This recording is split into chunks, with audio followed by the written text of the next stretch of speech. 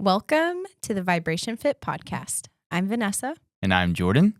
And today's podcast actually spurs from something that happened to us on an airplane from Park City, Utah to Tampa, Florida. It was awesome. So we're sitting on the plane. We already boarded with our 3 children. And I just remembered something funny from before we even got on the airplane. I looked at Jordan and I said, so we have 3 seats on one side of the plane and we have 1 seat right next to that on the other side across the aisle. And I asked him, what do you think the configuration should be for this flight? And he just kind of laughed and he goes, I think you should be on the side with the 3 seats with all 3 of the children, and I should be alone on the other side. Hanging out. Enjoying my life. Enjoying my life. Enjoying my by flight. myself while you babysit all 3 of the children. Yeah. And what actually happened was I had our little infant and I sat with her on the side that just had the 1 seat, and Jordan sat on the other side with our other two children. And then our infant wanted him as well once we sat down. Immediately. So a few minutes after he got our infant, he looks over at me and just starts bursting out laughing. And he's like, how did this happen? How did I wind up on the side with all the children and you over there? And she just looks back at me and goes, can I have my book? So you actually got some chill reading time. Now, in that scenario, it actually does work out because I love having all the kids. Yeah. So you got all the snuggles. I got the anarchy was awesome. and the snuggles and all the things I like. So yeah. So that's the configuration. You can kind of picture what it looks like on the airplane. So there's Jordan on the aisle with our 2 children. Yeah. Plane facing forward. I'm in 3 seats on the left-hand side. Vanessa's on the aisle seat just across the aisle. And so we have right next to him in the middle seat is our 4-year-old. And then right next to her is our 6-year-old. And so they're all in a row. And then he's holding our 12-month-old. And then there's me, right across the aisle. So we're just sitting there. And, it takes a while for the plane to actually get up in the air from the time that you actually get to board. So we're sitting there for about half an hour. And to the kids, that feels like eternity. And we started traveling that morning. We woke up at 6:30, and then we were at breakfast by 7, and we got all of our stuff packed and headed to the airport, drove an hour. And so anyway, with all 3 of the kids. If you've ever traveled with children, it's like insanity. Yeah, it's a lot of work. The amount of stuff that's involved in that movement. We actually have some pictures of it that just kind of shows the reality, because you have car seats and strollers and bags and just everything. Whenever you got littles, you've got a whole bunch of stuff. It's absurd. And the smaller the child, the more stuff it kind of inherently How does that work? Brings. Yeah. It's really because you need the carrier, ironic. You need the stroller, you need the car seat, you need to actually pack the car. The minivan has to be on the plane. And the what ifs, what if we have to go to the moon? What if we get to Utah and all of a sudden an opportunity comes for us to fly to the moon? We got to be ready for that. Got to be ready for a moon trip. What if she poops on the moon? What if she super poops to the point that it goes on her outside the diaper? What if she super poops outside the diaper onto her own self? And then it's on me. So I need an extra pair of clothes, I needed some extra clothes. Otherwise, I'm going to be covered in poo. Oh, yeah. From the super poo. And I wish that was less frequent. Like that really was a joke. But that actually, with infants, if you've ever had an infant, it's not infrequent that you have a super poo. Oh, yeah. Yeah. Yeah. Even our oldest. So occasionally. Super poo on a plane. He's like, I farted. Yeah. As my buddy AJ says, never trust a fart.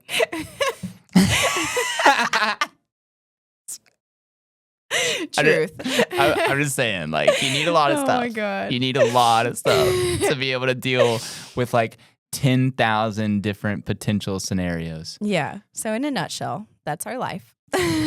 So we were traveling with our 3 children for a week, and we went with some friends who also have 3 kids of their own that are the same ages as our 3 kids. So really, we've been traveling with 6 children for the last week.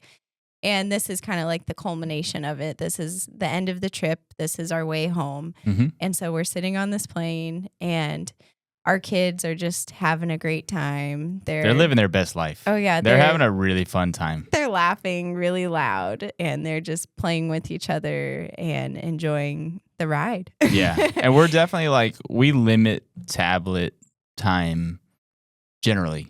So like, we're not just like, hey, you're in public, like, take a tablet. So like, they're actually engaged with each other, playing, goofing off, being loud. Right. So we haven't even broken out the tablets yet. Like, we haven't even taken off. Yeah. You have to have some sort of arsenal while you're actually like stuck on the plane. Yeah, totally. Like thousands of feet in the air. Yeah. So we haven't brought out the tablets yet.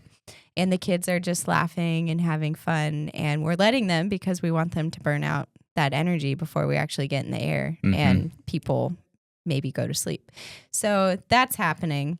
And before we even take off, the woman who's sitting in front of you, she doesn't really have a view of you because you're behind her seat, but she turns around and faces me.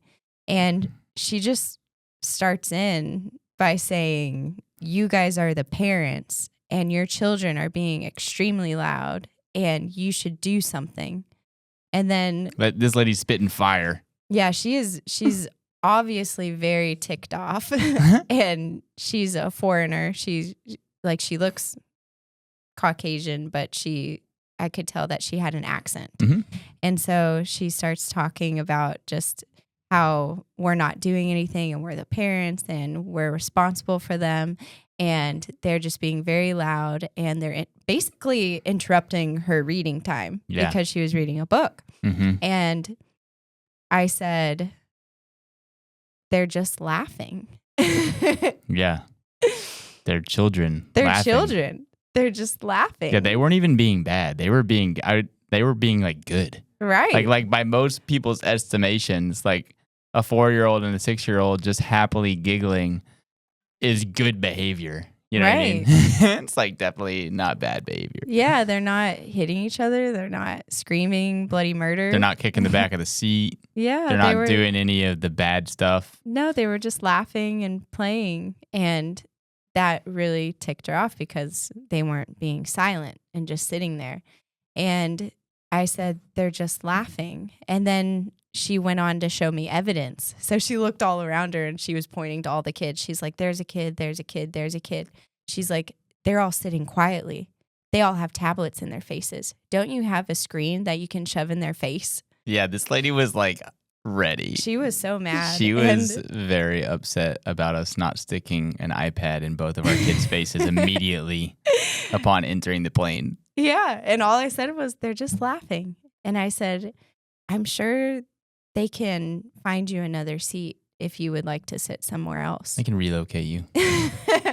And she said, well, she was like, no, I don't want another seat. And then she just kept on talking. I honestly don't even remember what else she said from there because I came to this perspective that really gave me a lot of freedom because as a conscious creator, a lot of times when we experience something, at least you and I, we always ask, why were we in alignment with that thing?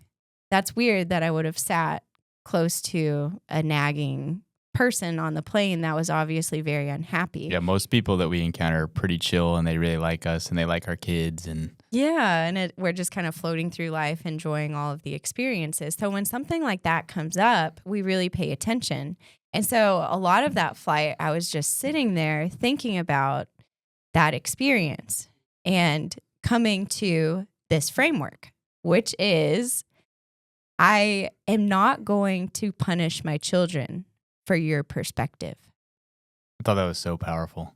And going further, because I've thought about it a lot more since then, it's turned into which is the most powerful framework that you can apply it to. I'm not going to punish myself for your perspective. Yeah. That was huge. And I was really proud of how you handled that on the plane. Yeah, so Because you're seeing it from a whole different I'm point seeing of view. Well, first off, like I am completely oblivious because You're I'm just just like, over there having yeah, fun. I'm just over there having fun. So then, like, I become aware of the situation, and you look at me, and it was really funny because she was like nipping like a bulldog, Yeah, like a pit "Rawr." bull. And you looked at me, and you were like, "She's complaining." I was like, "Complaining?" She's like, "Yeah, about the children laughing." It's like you just like made me aware of the situation. And I was like, "Would you like to switch seats? I don't mind if she complains." And you were like, "No, I'm good." But like it was that Okay. little interaction between the two of us cuz sometimes that actually happens too where like one parent is kind of like chill about things, but the other parent is like, "Oh my gosh, someone's now noticed that my children were giggling or my children are upsetting someone." So the other parent may be more like inclined to jump in and reprimand or whatever based on someone Right. else's perspective. So like I think whenever she saw that little like micro culmination in our conversation about her perspective, I think she realized, oh wow, neither of these parents are going to punish their children from my perspective, nor are they Mhm. going to punish themselves from my perspective. Probably not what she Right. was thinking, Yeah. honestly. but like whenever she realized that neither of us were going to do anything based on what she thought we should be doing with our lives, then Right. she just went back to what she was doing and she left us alone, obviously. And I've definitely been that person because even as a child, my parents tell me they didn't really have to punish me. All they had to do was basically show that they were disappointed in Hmm. something that I did. And that was enough. Like Yeah. that really tore me apart. So I grew up really wanting to make people happy Yeah. and make them comfortable and me not be a reason for them to be uncomfortable. Yeah, And so totally. even like at the beginning of parenthood, the same thing. And even now, like if I'm operating below the green line, like, you can be around people and it's noticeable that they're uncomfortable with like an action that the kids are doing Oh, yeah. or maybe something that we're doing in public. And it's almost second nature to change the way that you're showing up to make them comfortable. Yeah. And so Yeah, it's like it's we're not, sort of conditioned that way in school or something. I don't really know where it happens, I but feel like it's wanting to fit in, yeah, wanting 100%. to fit into the tribe, Yeah. like the tribe mentality. Because if you don't have that from, like, if you go back to like hunter gathering society, like you need to be part of the tribe To to survive. survive. Yeah. If you don't have the tribe, then you're alone with the bears and the wolves, and you're probably not going to survive. Yeah. So you want to fit in, you want to make people want to be around you. Hmm. So I feel like that's second nature to want to shift the way that you're acting or shift your behavior, shift your kids' behavior in order to be accepted by others. Yeah, absolutely. But it's not necessary. No, totally. Well, and that's where some of the really powerful frameworks that we operate by come in Right. to like everyday reality. And one of the biggest ones that we say all the time is that every attack is from a point of insecurity. Right. Every attack is from a point of insecurity. And then I've actually taken that to other levels where I say the bigger the attack, the bigger the insecurity, right? But then ultimately, something that you brought up when we were discussing this is that you going on the defense does not soothe their insecurity, Right. right? So, have you ever had that experience where somebody did attack, something like that, and then maybe you start shuffling around to try to make them happy? Like you try to Yeah. do something to be like, oh gosh, they've chosen a perspective that I should be doing something. Well, maybe I should go do something, right? And you kind of go that route, or you defend why your children would be laughing, or you defend why your children would be rowdy. It's like, oh, well, we're at the tail end of the trip and, we've been traveling and everybody's tired. And you know what I mean? You just, like, Right. people have a tendency to sort of go on the defense whenever they get attacked. Right. And the And issue want to is, explain themselves, explain yeah, their background, explain their maybe if they just viewpoint. understand me better, understand our day, understand like where we are, they would give us some grace almost, you know what I Yeah. mean? Like, but essentially, fundamentally, it comes down to how do I stop the attack? Right. Right. And the reality is, the more you go on the defense, the more they generally do attack. And the big problem with every attack is from a point of insecurity. The big problem with going on the defense is that there is no amount of defense that you can play to soothe their insecurity. Right. So you can play that game forever. In fact, I'm sure everybody knows some couple or some whatever that they kind of operate that way.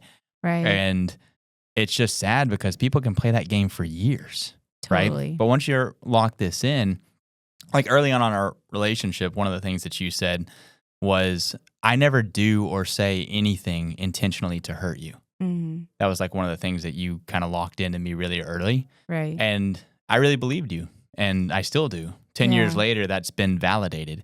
So it's really cool just knowing that, like, you're not trying to put me on the defense ever. Yeah. You know what I mean? So for me, that's a really comforting place to be in a relationship, because, like, if you say something or do something and I take it the wrong way, I can instantly remind myself, like, Vanessa wouldn't do or say anything intentionally to hurt me. So if I'm taking it a certain way, she didn't mean it that way, that's for sure, because Vanessa's like way too sweet and nice and perfect for that. So I've been able to pretty much instantly quell any of those for the last 10 years, which is really good. So, but I feel like that's really healthy. But a lot of people don't have that because they don't have that fundamental understanding of every attack is from a point of insecurity. The bigger the attack, the bigger the insecurity. And going on the defense does not soothe someone's insecurity. Right. If anything, it amplifies it because it gives them an outlet to attack.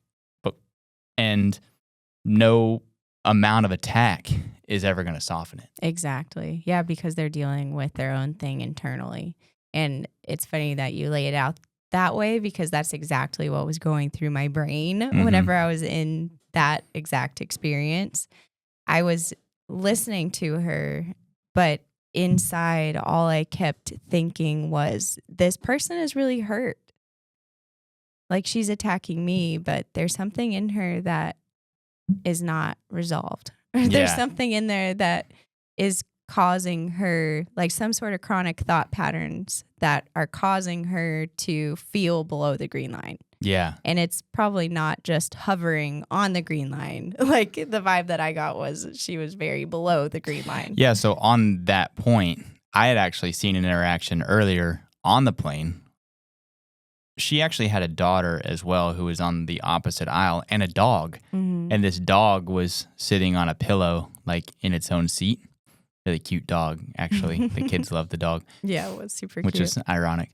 But a person walked by and looked at the daughter and just kind of, I guess, playfully said, "Cats rule, dogs drool." You know what I mean? Yeah. But then I saw how the daughter kind of took it, and the daughter was kind of like taken back by it. Like, I don't really know what to do with it. Like, why would somebody say that to me, kind of thing? And then the guy what just, do I say back? then the guy just kind of like went back down the aisle. And then the mom was talking to the daughter about the interaction. And then the daughter's like trying to explain. He was like, he said cats rule, dogs drool, you know? So what does that mean? Is the dog not supposed to be here? Like, what's going on? Yeah, just whatever goes down on that level. But what's interesting is, like, you'd already seen, or I had already seen, this like abrasive sort of like poke at an insecurity potentially. And you never really know, like, what they're dealing with, what they've got going on. So like you said, whenever you see someone as, oh, wow, this is like insecurity coming out, this is pain coming out, this is them hurting coming out, right? Then you can go instantly into like compassion, right? Rather than having to go on the attack back or go on the defense. You know? The defense. I feel like the moment that you turn to the defense about anything, you lose. Yeah, well, and you lose your power. And I like what just happened. Like, that little explanation kind of brought me some clarity of, so you kind of have three positions, right? One is you go on the defense if someone's attacking you. The second one is you attack back. Like, ruff, ruff, ruff, ruff, ruff. You know, like that. Now you're barking at each other, right? But again, every attack is from a point of insecurity. So now she's activated an insecurity within you that you're now attacking back on, which obviously you didn't do in this scenario Right. and you don't do. But there's this middle ground where you're not going backwards. You're not on the defense. I'm not trying to explain myself and my situation, nor am I punishing my children for your perspective. I'm also not attacking you back. Like you're Right. essentially just neutral, Yeah. which basically means I don't have to activate an insecurity within myself because you've activated an insecurity within yourself. I'm just going to stand firm in my ground and, like any good mother would do, give you some options. Yeah. You know? Well, you can either choose a better perspective, or I'm sure they can find you another seat. Lots of room on this airplane. And very accommodating staff. Yeah. They'll find you a seat that probably comes with another screaming child, unfortunately. Yeah, Because bro. that's where you're vibing. Oh, and I hear the screaming children. They were all over the plane. Oh, yeah. I mean, because like when you hear kids cry, it's always kind of like, is that mine? Is that mine? Is that mine? But then you realize like mine are here. So there's one back there. There's a couple there. And they're like different pitches. Right. Only parents will get this, but like, you know, you can hear like that sounds like my Adeline, but it's not. That's not my Adeline. That's another kid. You know what I mean? Close. That's an OPK. That's an other people's kids. Yeah. You know. Yeah, we have an acronym for them. Yeah, OPKs. OPKs. So like you hear a cry, it's like OPKs. Yeah, not mine. All Mine good. are good. Yeah.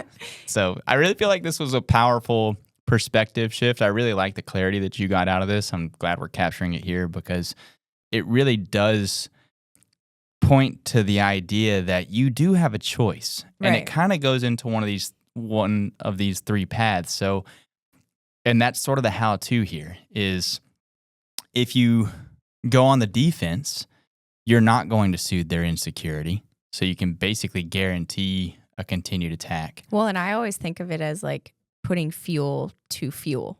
Yeah. So you're just fueling the fire. Exactly. So like you go on the defense, now you're just giving them an outlet. Mm-hmm. You go on the attack, you are activating your own insecurity because every attack is from a point of insecurity. So now you've allowed them to activate an insecurity within you. Right. Or there's just this neutral place where it's like, I'm not going to go below the green line right. over your perspective, right? Yeah, and for me, that's what it is. Like the neutral stance is maintaining your above the green line vibration. 100%. And the other two, the defense and the attack, those are both operating below the green line. So nothing good is really going to come of that. Yeah. So you may feel like your feathers are ruffled in the moment, like, oh yeah, like, I did good. Like, Yeah. I attacked back. But really that's not an above the green line stance. That's more of like below the green line and like vengeance. Yeah. 100%. So your emotional state will show you the way. Yeah. And so like there's one choice out of the three allows you to keep your vibe above the green line, your emotional state. Right. And experience the scenario in a particular way. And that's the one where you're just like allowing them to be what they're going to be, but essentially not creating a scenario where you have to be impacted by their perspective. Right. And I love that. Like I've like locked that in now Yeah. as I roll through life. Because some people, whenever they see like you just being happy-go-lucky regardless of like what other people think. Mm-hmm. Sometimes they kind of go well, you don't care like what other people think route. Or you don't know what I've been through. You don't know what I've been Have you through. ever seen like situations like that play out where you're like talking about how bad you have it and then somebody else is like, oh yeah? Well, think about this. And then they like lay down their life experience. Then it's like, oh no. And then the next person comes in and they're like, oh yeah? Well, let me one up that. Yeah, and then like a stranger will join. Like Yeah. I wasn't a part of this conversation, but I too am a victim. You know? Yeah. And it's like all And of then a sudden. Cinderella comes in and it's like, oh yeah? Yeah. Well, my mom and my dad died when I was a baby. And my stepsister sucked. Yeah. And I had a wicked stepmother. And I lived in a tower. And my only friends were mice. That's That's why it doesn't work. Yeah. Because you try to defend yourself or like have excuses, and there's always going to be something out there that's worse than what you put out there. Absolutely. And so is that what you want? You want to like take all the bad and be like, oh, well, I'm a victim because of this. Yeah. And then like have other things that you're attracting that are worse than that. Yeah, it's just, it doesn't 100%. work. Yeah, one of the frameworks that I've kind of had for a while, and I've heard successful people say it, is basically like there's somebody who had it worse that did better. Right. You know what I mean? There's somebody out there that had it worse that became more abundant, right, or happy, or became something that they wanted to become, even though they were dealing with something difficult. totally. Right? So when you can just allow yourself to be you, Yeah. and allow everybody else to be them, Mm-hmm. choose that neutral stance that keeps you above the green line whenever you encounter situations like this, I feel like that's where like those positive feeling emotional states are continued and perpetuated. Totally. And Gives you permission to do it. That is the law of allowing. And that was another thing that was going through my mind on the plane was I'm going to maintain my alignment. And this is the law of allowing. Like, this is me actually experiencing the law of allowing. Allowing you to be you. Allowing you to be you, allowing me to be me, allowing my kids to be my kids. And allowing myself to experience myself as the person that I am. Yeah. And to me, like after I had that confrontation, I just sat there, and ironically, like I'd say the feeling that was going through my veins was gratitude, because I just kept thinking like, wow, I'm really grateful for that experience because it showed me who I am.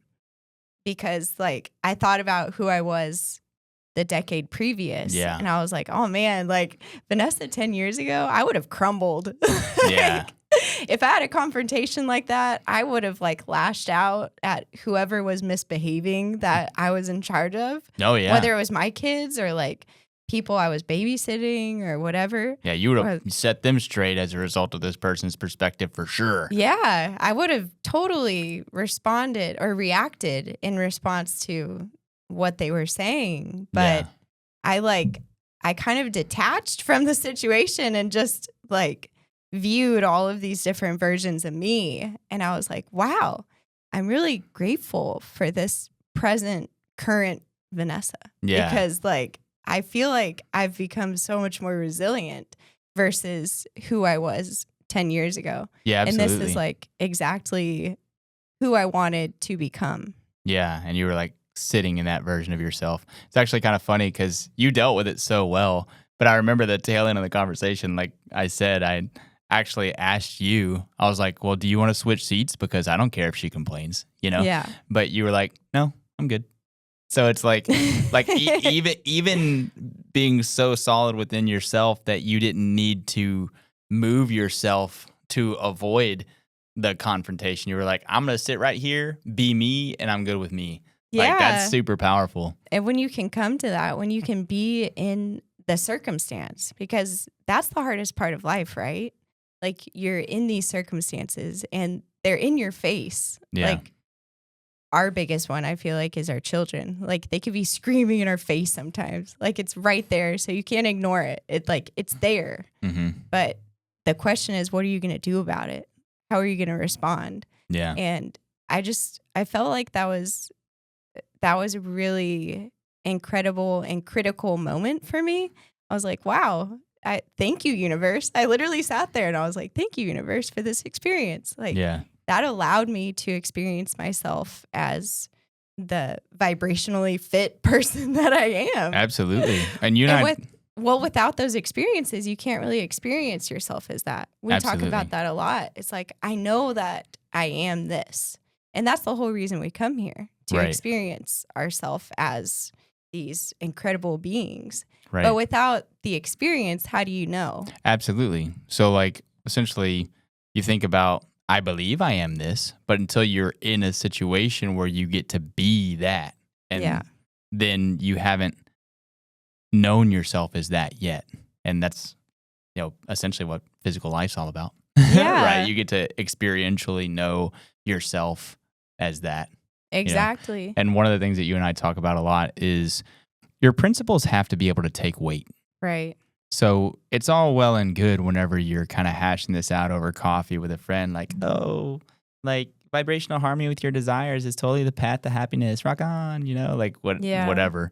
Like law of attraction and action, baby. Woo, I manifested that. Like there's a lot of that funness. Yeah. But then whenever you get into real life situations where essentially your principles are taxed, like they push against the principle, it has to be able to take weight. And that's why these situations are so cool, because you literally got to experience yourself as this version of Vanessa that's badass.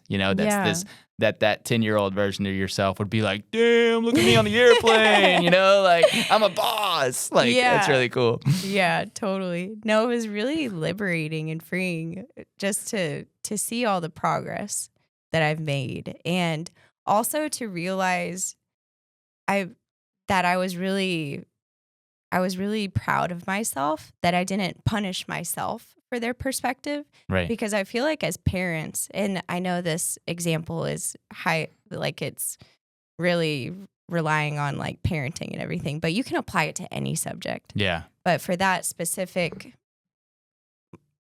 example, I was proud of myself for not punishing myself for like, well, that's your fault because you're the parent and you didn't step in like she said. And like, if you like are more structured, then they'd probably be sitting there like just facing forward, sitting on their butts, not saying anything. And if like you didn't make fun the forefront in your family, then maybe they would be more well behaved so that other people would accept them. Yeah. Don't you know it's your job to make everyone around you happy? Hasn't society beat that into you enough? And in other cultures like we've experienced, like in Japan, it's so sad when you see that as the reality. Like the kids really are they're really beat into this structure and beat into this just kind of like robot nature of going through existence, behaving and not standing out. I feel like that's the biggest thing in the culture that we saw is like, you don't want to stand out. You want to fit in and you want to abide by all the rules. And so when these things come up, it's easy to like self-reflect like all of this energy on ourselves and be like, oh, what does this mean about me? Like my kids are behaving this way, or my husband's behaving this way, or my parents are behaving this way. Oh man, that'd be a tough one.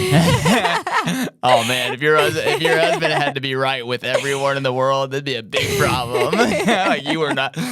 You are not built like that, thank God, because that just would not work. Yeah, so you can apply this to anything. And I like in that moment, I was just thinking, I'm really proud of myself for not taking that inwardly and questioning all of these things about my own identity. What does this mean about myself? Yeah. Like my kids are being loud in a public space. Like 100%. This isn't, but you can do that to death with everything that somebody says. Like somebody can say something about your complexion or your hair or whatever it is, the way that you're walking or your posture, whatever it is. And you can take that internally and that can become a chronic thought pattern that makes you feel insecure. Yeah. So the big question is, are you going to roll through life trying to create this bubble of happiness around you? Mm-hmm. Like, are you trying to make everybody around you happy all the time because that creates a safe space for you? Or is it actually better for you just to lock in to your vibration, your connection to the infinite part of your consciousness, and your emotional well-being coming from within rather than without? And embody that truth in every interaction. One of the things that keeps going through my brain along these lines is you can't say the right thing to the wrong person and you can't say the wrong thing to the right person. Totally. And when you're in alignment, even if you're in one of those situations where you can't say the right thing to the wrong person, a lot of times I just stop talking and I know my truth. I'm embodying my truth. I'm not wavering from that. I'm staying in alignment. When you're in those situations with people where you feel like you can't say the wrong thing to the right person, then it's just so freeing. And it's like, wow, I found my people, like my vibe tribe. You're part of that. Yeah, exactly. And this goes back to essentially a beautiful relationship comes from two people that are independently responsible for their own emotional state, right? You know, based on their own perspective. So essentially, I've actually had a lot of experiences in my life that were kind of funny where I offended people. Yeah. And it's because I'm unoffendable, right? So somebody walking around and doing whatever is not going to offend me. I've been practicing the law of allowing for like quite some time.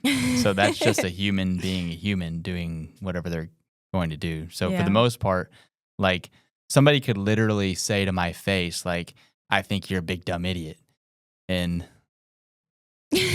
I'm going to be like right off. unoffended by that. You know what I mean? So it's like that whole thing that was really popular, like the unapologetically.